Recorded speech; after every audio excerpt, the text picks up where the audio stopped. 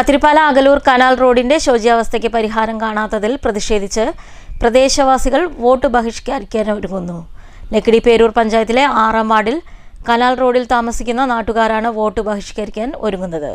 Akalur village canal റോഡിന്റെ ശോചനീയാവസ്ഥയ്ക്ക് പരിഹാരം കാണാത്തതിൽ പ്രതിഷേധിച്ച് പ്രദേശവാസികൾ വോട്ട് ബഹിഷ്കരിക്കാനൊരുങ്ങുന്നു.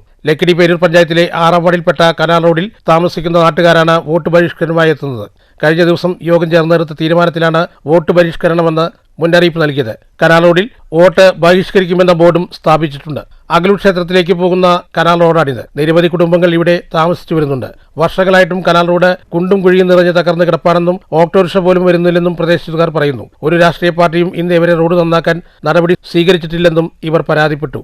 പഞ്ചായത്തിനും ജില്ലാ കലക്ടർക്കും നിവേദനം നൽകിയിട്ടും അന്വേഷിക്കാൻ പോലും ഇന്നേവരെ ആരും വന്നില്ലെന്നും ഇവർ പറയുന്നു. എല്ലാവരും വന്നവരൊക്കെ റോഡ് നേരാക്കി തരാന്ന് പറയാന്നല്ലാണ്ട് റോഡ് നേരാക്കി തന്നിട്ടില്ല.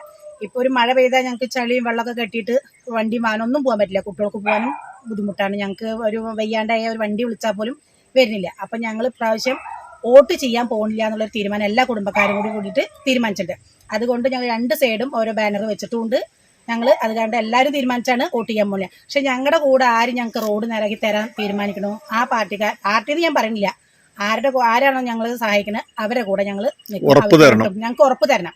ഉറപ്പ് തന്നതിന് മുന്നേ ഉറപ്പ് തന്നവരുണ്ട്. പക്ഷെ ഞങ്ങൾ ഇതുവരെ ഒന്നും സഹായിച്ചു തന്നിട്ടില്ല. പക്ഷെ ഞങ്ങൾക്ക് അങ്ങനെ ഒരു ഉറപ്പ് തന്നിട്ടുണ്ടെങ്കിൽ ഞങ്ങൾ അവർക്ക് വോട്ട് ചെയ്യാൻ പോകാൻ തയ്യാറാണ് എല്ലാ കുടുംബക്കാരും. പക്ഷെ ഞങ്ങൾക്ക് റോഡാണ് മെയിനായിട്ട് വേണ്ടത്. News bureau, Pathiripala.